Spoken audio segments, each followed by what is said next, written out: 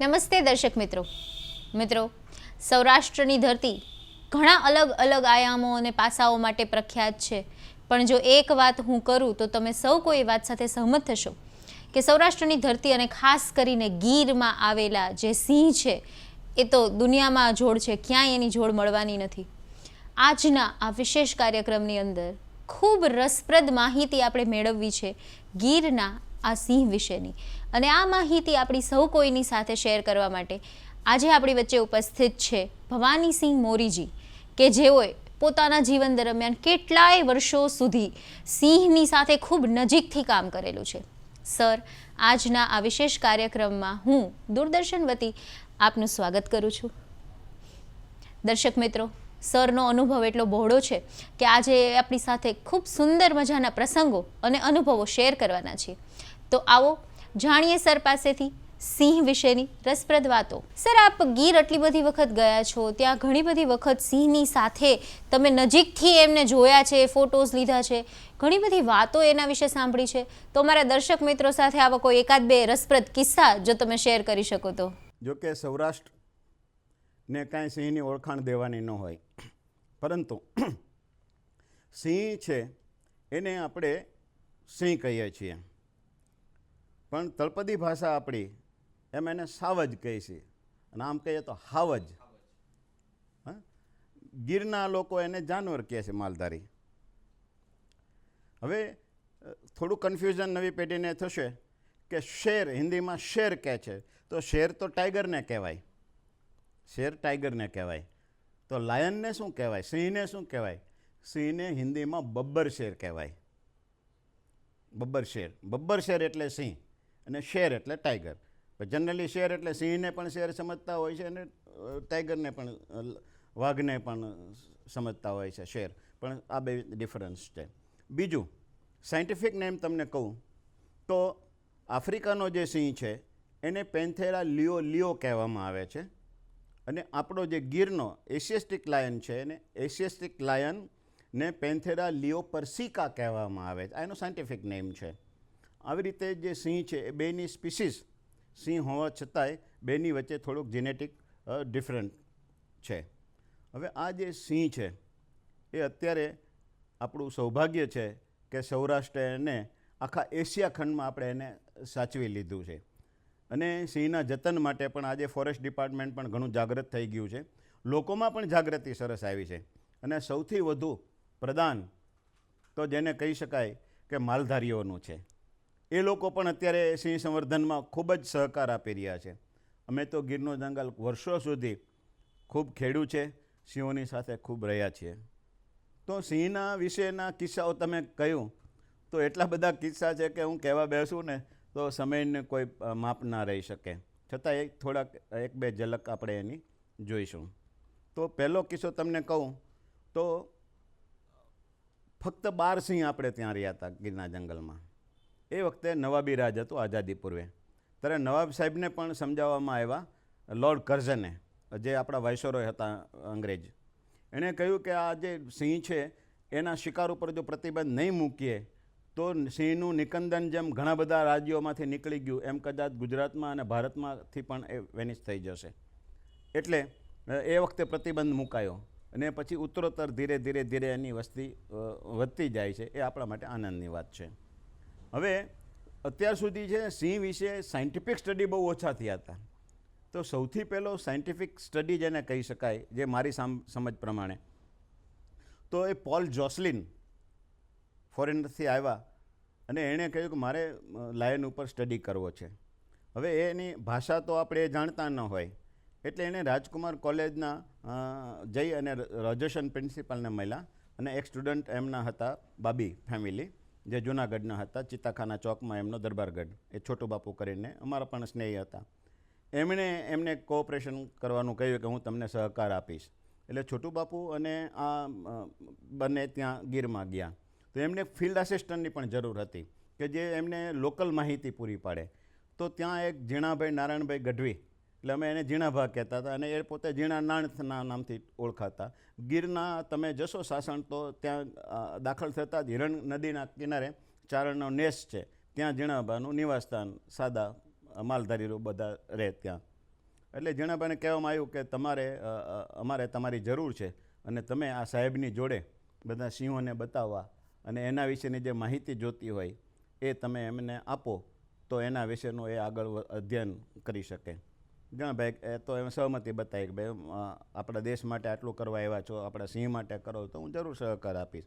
એટલે scientific study કરવા માટે થઈ અને એમણે એક સિંહ કેટલું ખાઈ શકે છે એના માટે થઈ અને એક નાના પાડો લાવ્યો અને એનું વજન પહેલાં કરી લીધું. એ વજન કરી એની નોટ થઈ અને ભૂખો સિંહ હતો એની સામે જઈ અને જંગલમાં છોડી દીધો. એટલે સિંહનો તો શિકાર એને આસાનીથી મળી જતા એણે સીધો જ એટેક કરી અને એનું મારણ કરી નાખ્યું અને એણે એનું માંસ ખાધું. આ લોકો સામે ઊભા એ નિરીક્ષણ કરતા હતા એનું.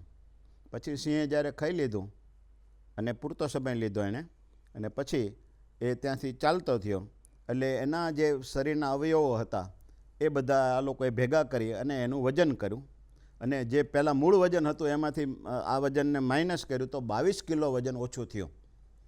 એટલે જોસલીને નોટ કરી કે એક સિટિંગની અંદર એક શિકારમાં સિંહ 22 કિલો સુધીનું માંસ આરોગી શકે છે.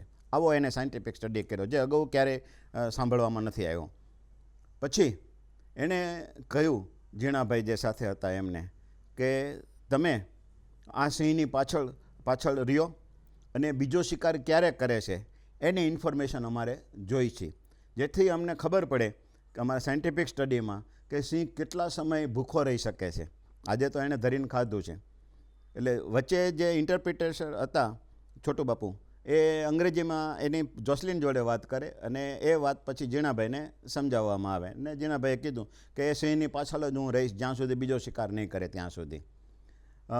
શહેરના વિસ્તારોને થોડું આશ્ચર્ય થાય કે આવું કંઈ શક્ય બને કે રાત્રે સિંહ જ્યાં જાય ત્યાં આ વ્યક્તિ પાછળને પાછળ જાય. હા, એ શક્ય છે અને આજે પણ એવા માણસો છે અને ગીરના માણસો સિંહ બહુ સમજવા જેવું. મેં પહેલાં કહ્યું કે જોવાનું પ્રાણી નથી, એને સમજવું પડે.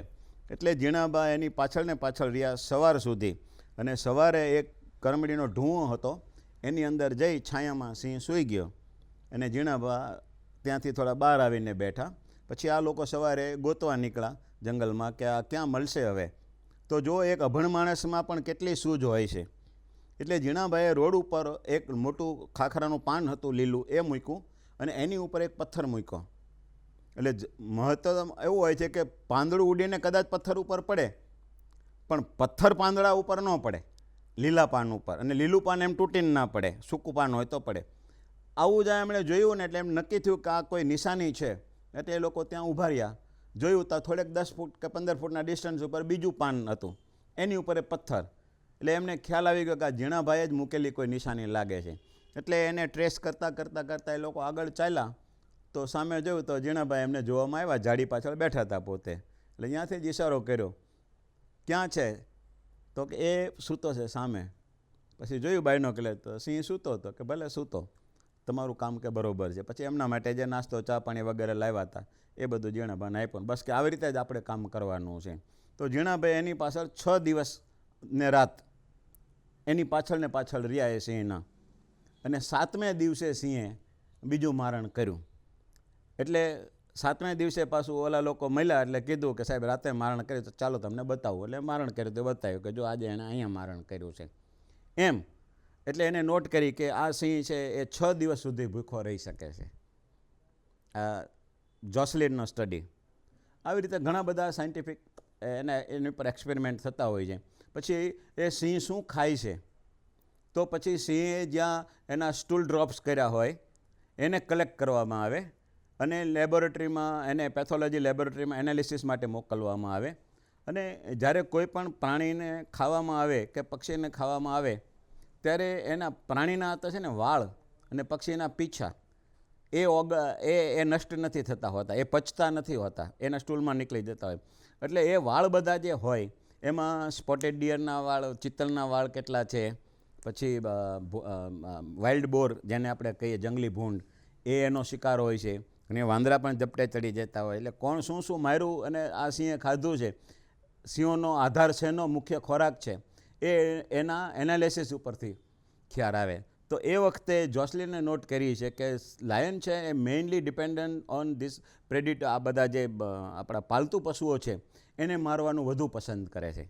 કારણ કે હરણ જે છે એની સ્પીડ પણ દોડવાની વધુ હોય, પણ આજે અને એનું જે માંસ મળે એ પણ પ્રમાણમાં ઓછું હોય. પણ જ્યારે કોઈ મોટી ભેંસ છે કે ગાય છે કે કોઈ મોટું પ્રાણીને મારે અને એ એટલું દોડી ના શકતું હોય, અને જ્યારે એ લોકો ચરાવવા નીકળે ત્યારે બે સિંહ છુપાઈને જોતા જ હોય છે કે આમાંથી નબળું કયું છે, કોઈ બીમાર છે, કોઈ લૂલું ચાલતું હોય, તો એની નજર એની પાછળ જ હોય છે. અને જ્યારે માલધારીને લાગ મળે અને માલધારી આગળ કાકા એટલા બધા 100 200 ભેંસો 300 ભેંસો લઈને નીકળતા હોય, આ જોયેલા છે દ્રશ્યો અમે. તો એ વખતે જે નબળું પશુ હોય ને એની ઉપર તરત એટેક કરી દે અને માલધારીને બચાવવા કોશિશ કરે, પણ એમ થાય કે પછી હવે એને કોઈ આરો નથી અને હળિયો દાબી દીધો હોય એનો, તો પછી એ માલધારી પણ એને મૂકી દેતા હોય છે. આવી રીતે સિંહનો જે સ્ટડી છે એ સાયન્ટિફિક સ્ટડી વર્ષો પહેલાં થયેલો. એ ઝીણાભાઈ અમારા અંતર્ગત હોવાથી અમે પણ ખૂબ જંગલોમાં રાતો અને દિવસો, એ જમાને આવા કોઈ પ્રતિબંધો હતા નહીં. અને અમે તો 30 વર્ષ તો મેં ફોરેસ્ટ ડિપાર્ટમેન્ટમાં માનદ સેવા આપી છે, ઓનરરી વાઇલ્ડ લાઈફ વોર્ડન તરીકે. એટલે અમારું બી એટલો ખૂબ માન જાળવવામાં આવતું અને ખૂબ સિંહોને અમે બહુ નજદીકથી જોયા છે અને માણ્યા છે.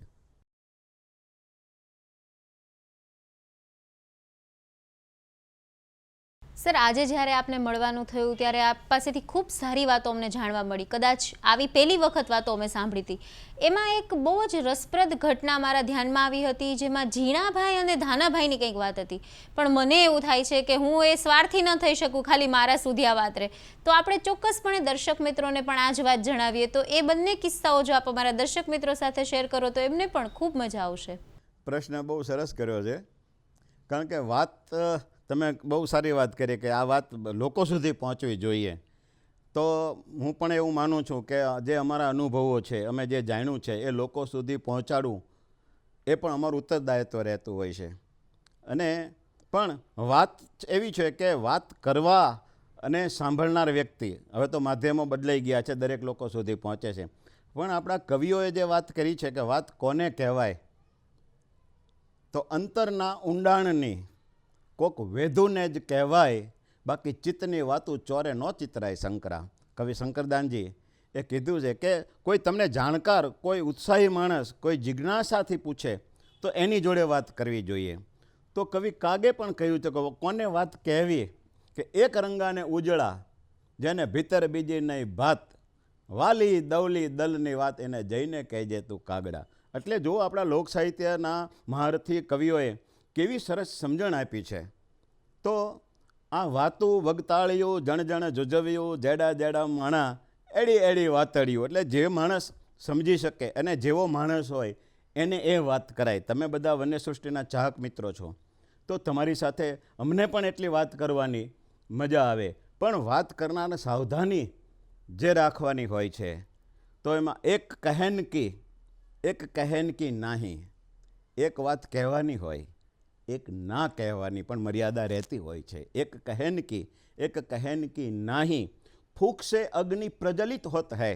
તમે ચૂલાની અંદર ફૂંક મારો તો દેતવા હોય તો એ પ્રગટ થાય અગ્નિ. ફૂંક સે અગ્નિ પ્રજ્વલિત હોત હૈ, ફૂંક સે દીપ બુઝાય. અને દીવાને ફૂંક મારો, મીણબત્તીને ફૂંક મારો તો એ ઓલવાઈ જાય. એટલે આપણો જે પ્રયાસ છે એ પ્રયાસનો હેતુ શું છે, એ પ્રયાસનો પ્રયોગ ક્યાં કરવાનો છે, એ પણ વાત કરનારે બહુ સાવધાની. અને જ્યારે જિજ્ઞાસા જાણવાની હોય ત્યારે તો ખરેખર બધા દિલના કબાટ ખોલીને વાત કરવાની હોય. તો આ 2-3 ચારણોના મારે કિસ્સા છે જેની સાથે મારા અંગત સ્નેહ રહ્યા છે અને એમની સાથે ખૂબ માણ્યું છે. એ પણ મારા ત્યાં ખૂબ મહેમાનગતિ કરી ગયા છે. એવા ઝીણાભાઈ, આપણે વાત થઈ કે ફિલ્ડ એસિસ્ટન્ટ તરીકે તેમણે કામ કર્યું, પણ બન્યું એકવાર એવું કે જોસલીને બાયનોક્યુલરમાંથી એક બીજો સિંહ જોયેલો અને એને કાન પાસેથી ના એ લોહી નીકળેલું અને કાંઈક આમ જીવાત પડતી અને પાકી ગયો એવું એને લાગ્યું. એને બરાબર જોયું. પછી ઝીણાભાઈને કીધું કે ઝીણા, આને આપણે કઈ દવા છાંટી શકીએ આ સિંહને? એક ક્ષણનો પણ વિચાર કર્યા વિના ઝીણાભાઈએ હા ભણી દીધી કે હા સાહેબ, એમાં શું હતું, છાંટી દેવાય દવા. ઓલા ડ્રાઈવર કે ઝીણાભાઈ મરી જવાય હો, તો કે નહીં, આપણે હા ભણી દીધી ભાઈ, આપણા દેશની આબરૂ ધોરીઓ લઈ જાય કે. જો એક અભણ માણસમાં રાષ્ટ્રભક્તિ કેટલી છે એની નોંધ કરજો. તો આ જંગલમાં થયેલી વાત છે, આ કોઈને બતાવવા કે માઇકમાં સભામાં કરેલી વાતો નથી કે આપણા દેશની આબરૂ લઈ જાય. આવો ગીરમાં રહેનાનો માલધારી જે નિશાળે પણ બેઠો નથી, છતાં દેશ દાજ એનામાં હતી કે સાહેબ છાંટી દઈ દવા, કે આજે તો સાથે નથી દવા આપણે, પણ કાલે એને લોકેટ કરીએ, ગોતીએ, અને એટલે બીજા દિવસે એક સ્પ્રે લઈ અને આવ્યા. લાઈને લોકેટ કર્યો, જોયો તો હતો ત્યાં. એટલે જીણાભાઈને કે તમે જાઓ ત્યાં. જીણાભાઈએ કીધું કે સાહેબ આમાં ઉતાવળ ન ચાલે, તમે શાંતિથી જીપ ઉપર બેસો, હું મારી રીતે મારા સમયે ધીરે ધીરે એની નજીક જવાની કોશિશ કરું છું. એટલે જીણાભાઈ લગભગ 150 મીટર જેટલો હશે સિંહ, એટલે ધીરે ધીરે ચાલ્યા. 101 મીટર એથી વધુ જ્યાં નજીક જવા ગયા ત્યાં સિંહે એક ડારો આપ્યો. હવે આમાં ગીરના જે માલધારીઓ હોય એને તો દિવસ રાત એની સાથે રહેતા હોય, એટલે એનો મૂડ પારખતા હોય. એ ડારો આપે છે કે બીવરાવે છે કે ખરેખર એટેક કરવાની તૈયારી છે, શું છે એનો બિહેવિયરનો સ્ટડી એમનો નેચરલી હોય છે, રોજનું ઓબ્ઝર્વેશન એમનું હોય છે. એટલે ડારો આપ્યો એટલે જીણાબાને ખબર કે ખાલી ડારો દે છે, કાંઈ કરવાનો નથી. એટલે ધીરે ધીરે સ્ટેપ થઈ, પણ એક 4 આંખું છે ને સિંહ સાથે કદી ના કરાય. કોઈ પણ પ્રાણી સાથે તમે 4 આંખ કરો એટલે એને શંકા પેદા થાય કે આ મારી ઉપર એટેક કરશે. અને મોટાભાગના એટેક છે ને સ્વ બચાવ માટે જ થતા હોય. એને એમ થાય કે આપણે એને કાંઈક નુકસાન કરશું. એટલે જીણાભાઈ એને સામું બી ના જોયું, સાઈડમાં જોઈ અને નીચે બેસી ગયા. પછી એ બીડી પીતા હતા તો એ બીડી પી, પાછી ઓલીને પાછા થોડોક સમય થાય તો એમ કરતાં વધુ નજીક જાય, પાછા બેસી જાય, બિલકુલ નોર્મલ બિહેવિયર. એટલે સિંહને પણ લાગ્યું કે ના, આ કોઈ મને હાનિ પહોંચાડવાવાળો નથી. એમ કરતાં ધીરે ધીરે એ 50 ફૂટ 40 ફૂટ ચાલીને પાછા બેસે. એમ કરતાં સાવ નજીક લગભગ 7-8 ફૂટ પહોંચી ગયા. અને સિંહને કાનમાં પીડા ખૂબ હતી, એટલે એ પણ આંખો વીંચીને સૂતેલો. એટલે આમને એમ થયું કે સીધું જઈને છાંટશું દવા એના ઉપર, સ્પ્રે આપશું તો કદાચ એનો મગજ બગડી જાય. એટલે એ ટેસ્ટ કરવા હાટું એક સૂકું લાકડીની ડાળી હતી, એ લઈ અને આમ ધીરે ધીરે એને કાન પાસે જીણાભાઈ આમ ખજવાળ્યું. એટલે સિંહે આંખું ખોલી ડારો ન દીધો, પણ એને સારું લાગ્યું ને પછી આંખું બંધ કરીને સિંહ સૂઈ ગયો. એટલે જીણાભાઈ નક્કી કરી લીધું કે આને મેં ખજવાળ્યું, એને સારું લાગ્યું છે. એટલે થોડીક વાર એને એ લાકડીથી એ ડાળખીથી થોડીક વાર ખજવાળ્યું, ધીરે ધીરે પાસે જઈ અને જે સ્પ્રે લાવ્યા હતા દવાનો એ સ્પ્રે એની ઉપર છાંટી દીધો. અને સિંહને આમ કાંઈક રાહત લાગી એટલે સિંહ સૂઈ રહ્યો. પાછું ત્યાંથી ઉઠીને તરત ના વળાય, પીઠ ના દેવાય. એક ત્યારે જંગલમાં ગમે ત્યારે જાઓ, કોઈ પણ પ્રાણી હોય, હિંસક પ્રાણી, એને પીઠ કદી ના દેશો. પીઠ દીધી તો હુમલો કરી દે ગમે ત્યારે. એટલે ધીરે ધીરે જીણાભાઈ ત્યાં બેસી અને પાછા પગે ચાલીને પાછા થોડીક વાર બેસે. એમ કરીને ધીરે પગલે એ જીપ પાસે નજીક આવ્યા. ત્યાં તો જોસલીનનો આનંદનો પાર નહીં, કારણ કે તો રિસર્ચનો માણસ હતો. આ એક ચેપ્ટર એનું એડ થતું હતું. એટલે દોડીને જીણાભાઈને બ્રેવો કરીને જીણાભાઈને ભેટી પડ્યા કે બહાદુર માણસ, તો બહાદુર માણસ. એટલે આવી રીતે ઘણી બધી અનસુણી વાતો બધી છે. આ બધી અમે ખૂબ શેર કરી છે એમની સાથે. એમના નેહડામાં બેન સાંભળી છે, અને મારે ત્યાં મારા ઘેર મહેમાન થઈ ગયા છે. કહેવાય નહીં, પણ એમના પણ અમારાથી જે કંઈ થાય એમની સારવાર વગેરે જે કંઈ એ બધું અહીંયા થતું, અને અંતર્ગત સંબંધો એમની સાથે રહ્યા છે.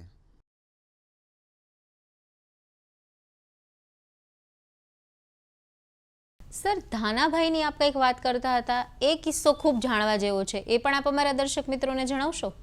ધાનાભાઈ, જીણાભાઈ, બીજું તમને કહું કે આ જે ધાનાભાઈનું નામ આવ્યું ને, એ જીણાભાઈના ભત્રીજા થાય. અને એ પણ ત્યાં એમનો પણ નેસમાં જ ત્યાં તે હિરણ નદીના કાંઠે એમનું નિવાસસ્થાન. ત્યાં બધી ભેંસો એમની રાખે, ચારવા જાય. અને પાર્ટ ટાઈમ જોબ જેને કહી શકાય, એવી રીતે એ લોકો તો હંમેશા ત્યાં ગીરના જંગલમાં ફરતા હોય, એટલે સિંહથી વાકેફ હોય, સિંહના રહેણાંકથી વાકેફ હોય, એના સ્વભાવથી હોય.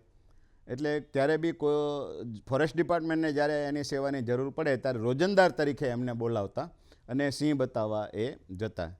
એમાં કોઈ ફોરેસ્ટના જ અધિકારી હતા, એમનું પોસ્ટિંગ ત્યાં નહોતું પણ બહાર હતું, તો પણ એ સિંહ જોવા આવેલા. એટલે એમણે ડિપાર્ટમેન્ટને કહ્યું ભાઈ મારે સિંહ જોવા છે અને મારે એના કેટલીક તસવીરો લેવી છે. એટલે કીધું ભાઈ આપણા છે ધાનાભાઈ, એને તમે લઈ જાઓ સાથે મોકલીએ, એ તમને સિંહ બતાવશે.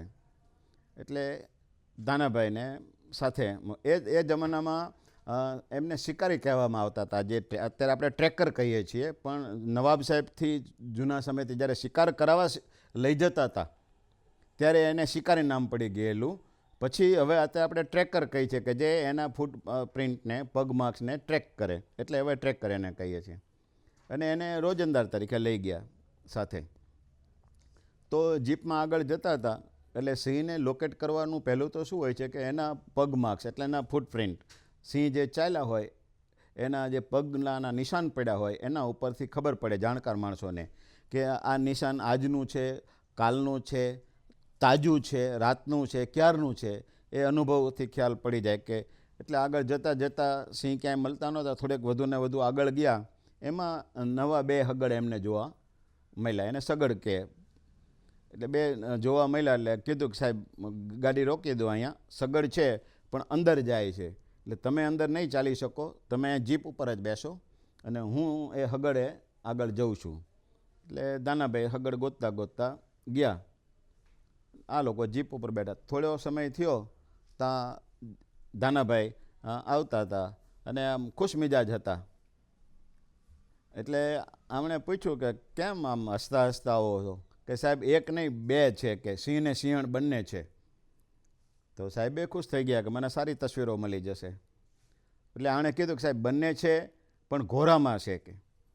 એટલે ઘોરો એટલે આપણે અંગ્રેજી ભાષામાં કહીએ તો એને સંવનન મેટિંગ પિરિયડ ને ગુજરાતીમાં કે સંવનન ક્રિયામાં વ્યસ્ત છે. એટલે એને સાહેબ ખલેલ ના પહોંચે, આપ એની બહુ નજીક જવાની કોશિશ ના કરશો, દૂરથી ફોટો લેવો હોય તો આપ લઈ લ્યો. તો કે ભલે આપણે નજીક નહીં જઈએ, મને બતાવો તો ખરા. એટલે જણાવે સાહેબ શાંતિથી આવો, જરા બી અવાજ ન થાય, ખલેલ ના પહોંચે એવી રીતે. તો લગભગ 100-1 મીટર દૂર હશે. તો બતાવ્યું કે જો સાહેબ પેલા ઝાડ નીચે સિંહ અને સિંહણ બંને છે. એટલે સાહેબ કે પણ એના ડાળી આડી આવે છે, ઝાંખરા આડા આવે છે, મને સ્પષ્ટ નથી દેખાતું, થોડાક આપણે આગળ જઈએ. એટલે દાનાભાઈ રિક્વેસ્ટ કરી સાહેબ બહુ આગળ ના જવાય, અત્યારે અમસ્તા તો ઠીક છે પણ આ સમયે એની બહુ નજીક ન જવાય. તો કે થોડુંક હવે આ નાનો માણસ, રોજંદાર માણસ, ઓલા અધિકારી સાહેબ એ તો એક ફોરેસ્ટ ગાર્ડને અધિકારી માનતા હોય, માલધારી હતો, એટલી બધી ફોરેસ્ટ ડિપાર્ટમેન્ટની એની ઉપર અસર હોય છે. એટલે સાહેબ થોડા આગળ વધે, આ રિક્વેસ્ટ કરે સાહેબ આગળ હવે વધુ ન જવાય.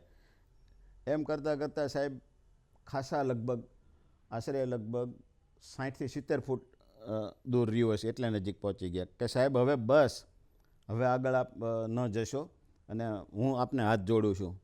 કે ના આપણે જવું, એક શોટ લઈ લઉં હું કહે. હવે સાહેબ એક શોટ લેવા હાટું થઈ અને આમ 2 ડગલા આગળ ચાલ્યા. એમાં કોઈ સૂકી ડાળ પડી હશે, સૂકા લાકડાની ડાળી, એની ઉપર સાહેબનો પગ આવ્યો અને એના કારણે કડાક દઈને અવાજ આવ્યો. હવે જેવો અવાજ આવ્યો એટલે સિંહ ચમકી ગયો અને એને એમ થયું કે આ કંઈક બંદૂકનો અવાજ આવ્યો છે કે ફટાકો થયો. એટલે સિંહે સીધી જ દોટ મૂકી સાહેબ કેમેરા સામે. આ દાનાભાઈએ એક ક્ષણનો પણ વિચાર કર્યા વિના, આ સૌરાષ્ટ્રની સંસ્કૃતિ તમે જુઓ, એક ક્ષણનો પણ વિચાર ન કરો એને, અને સીધા જ તે ઓલો સિંહ આવતો જોયો અને સાહેબ બેયની વચ્ચે આવી અને ઊભા રહી ગયા કે સાહેબને કાંઈ ન થવું જોઈએ, હું સાથે આવ્યો છું. એટલે સિંહ તો જે ફોર્સથી આવ્યો હતો એ તો રોકાઈ શકે એવું હતું જ નહીં. એટલે સીધા જ તે એને સાહેબ દાનાભાઈ વચ્ચે આવ્યા, સીધા દાનાભાઈ ઉપર દાનાભાઈ પડી ગયા નીચે ને ઉપર સિંહ. અહીંયા બટકું ભર્યું, આ તોડી નાખ્યું, જાંગમાં બટકું ભર્યું, આ ભાગ તોડી નાખ્યો, અહીંયા બટકું ભર્યું, એક પગ સારો રહ્યો હતો એમનો, જમણો પગ, અહીંયા બટકું ભરી લીધું અને લોહી કાઢી નાખ્યું.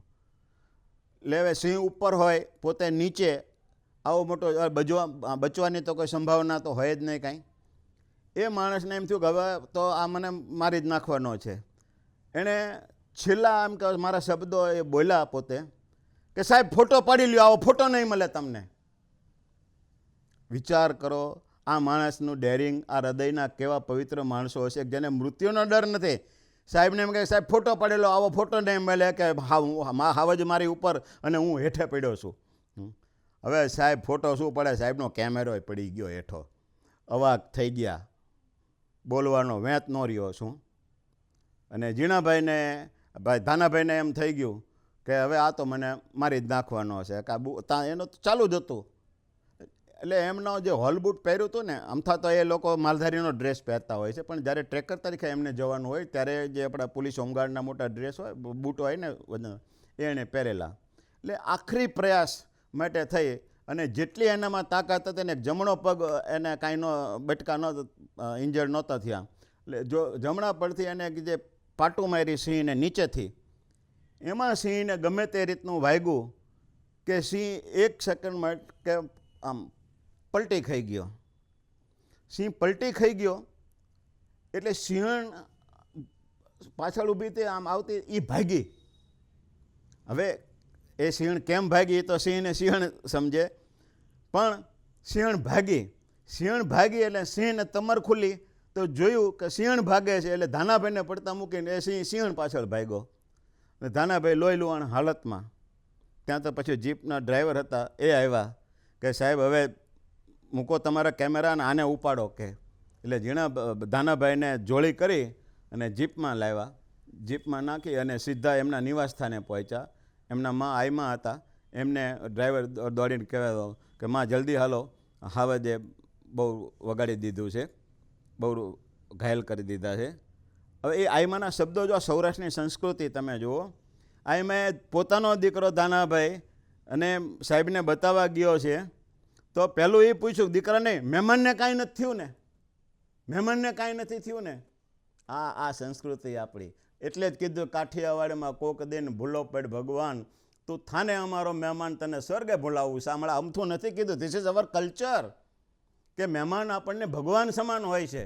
એટલે મહેમાનને કાંઈ નથી થયું કે ના મહેમાનને કાંઈ નથી થયું, પણ ભાઈને જરા વધુ વાગી તો એને જલ્દી દવાખાને લઈ લ્યો. માય ભેગા બેસી ગયા અને એમને સીધા જુનાગઢ હોસ્પિટલમાં લઈ ગયા. સારવાર ચાલુ થઈ ગઈ. 2 મહિના ત્યાં સારવાર કરી અને ધાનાભાઈ આમ સારા થયા. અને મને પછી સમાચાર મળ્યા એટલે ધાનાભાઈને ખબર પૂછવા અમે ગયા તો થોડા સ્વસ્થ થઈ ગયા હતા. પછી માંડીને બધી વાત એમણે કરી કે આ પ્રમાણે બન્યું હતું. મેં કીધું ધાનાભાઈ, જે જગ્યાએ બન્યું હોય, જેવી રીતે બન્યું હોય એનું આપણે રિકન્સ્ટ્રક્શન એટલે ફરીથી આપણે એ જગ્યાએ જવું છે અને તમારા મોઢેથી જ મારે સાંભળવું છે. એટલે પછી અમે એ જગ્યાએ ગયા. ક્યાં કઈ બાજુથી સિંહ આવ્યો હતો, સાહેબ ક્યાં ઊભા હતા, એ આખું એમણે અમને રિકન્સ્ટ્રક્શન જ્યારે આપણે અત્યારે કરે છે એ પ્રમાણે અમે એમનો જોયું.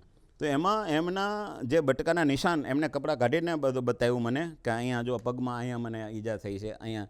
એમાં અહીંયા હાથ ઉપર એમને જે બટકું ભર્યું હતું સિંહે, તો એમાં વચ્ચે એક કૃષ્ણ ભગવાનનું એ જમાનામાં છૂંદણા છૂંદાવતા, જેને આપણે ટેટુ કહીએ છીએ, કે કૃષ્ણ ભગવાનનું છૂંદણા છૂંદાવેલું આવડું મોટું હતું ત્યાં. એની ઉપર ક્યાંય ઈજા નહોતી. એટલે હું એમનો હાથ તપાસીને મેં કીધું આ કાળિયો કોઈને દાઢમાં હમાય એવો નથી. કીધું આને કાંઈ નથી થયું તો તમને શેનું થાય? મેં કીધું કાળિયો તમારા અહીંયા બેઠો છે ને. એટલે એ દાંત કાઢવા માંડ્યા. પછી ધાનાભાઈને હું અહીંયા વઢવાણ તેડી લાવેલો મારે ત્યાં, અને અહીંયા એમને થોડાક રાખેલા. આવા આત્મીયતા સબર, એટલે આવી બધી વાતો, આવા માણસો હવે જૂજ રહ્યા છે. એ જમાનો જુદો હતો. હવે તો બધા કાયદાઓ ફરી ગયા છે. કોઈને જંગલમાં જવાના પરમિટ, રાત્રિના સમયે વિચરણ બંધી, આ બધું ઘણું બધું હવે થઈ ગયું અને સારું છે. હવે એના સમય પ્રમાણે જે અતિક્રમણ થઈ રહ્યું છે અને આખું જે કમર્શિયલ વ્યૂથી જંગલને ડિસ્ટર્બ જે થઈ રહ્યું છે એ તો ખરેખર જાનવરો માટે તો સારું નથી જ તે. એટલે આપણે દરેકે સમજીને જેટલું બટલું બની શકે એટલા ફોરેસ્ટના કાયદા, આફ્ટરઓલ તો એ જંગલના હિત માટે જ છે. થોડી તકલીફ પડે પણ ખરેખર તો એ આવકાર્ય છે. અને આપણે સિંહનું સંવર્ધન અને એનું જતન કરવું એ આપણી દરેકની નૈતિક જવાબદારી છે. કારણ કે અમૂલ્ય રત્ન છે. આખા સૌરાષ્ટ્ર, આખા એશિયા ખંડની અંદર માત્ર ને માત્ર જો સૌરાષ્ટ્રમાં સિંહ સચવાયા હોય તો સિંહનું જતન કરવાની આપણા સૌની નૈતિક ફરજ છે. એ હું આપ સૌ દર્શક મિત્રોને પ્રાર્થના કરું છું. સર, ખરેખર વાતો એટલી મજાની હતી કે અમને સૌ કોઈને એવું લાગ્યું કે અમે પોતે જ ગીરમાં પહોંચી ગયા છીએ અને જાણે અમે રૂબરૂ આ બધી જ ઘટનાઓને અમારી આંખ સામે બનતી જોઈ છે. આના માટે તમારો અનુભવ અને ખાસ કરીને આપની શૈલી વાત કરવાની એટલી અજોડ છે કે અમને ખૂબ મજા આવી. અમારા દર્શક મિત્રો સાથે આ સિંહને લગતી આટલી સુંદર વાતો આજે આપે શેર કરી, આપનો સમય આપ્યો, આપનો અનુભવ અમારી સાથે શેર કર્યો, એના બદલ દૂરદર્શન વતી હું આપનો ખૂબ ખૂબ આભાર માનું છું. ધન્યવાદ.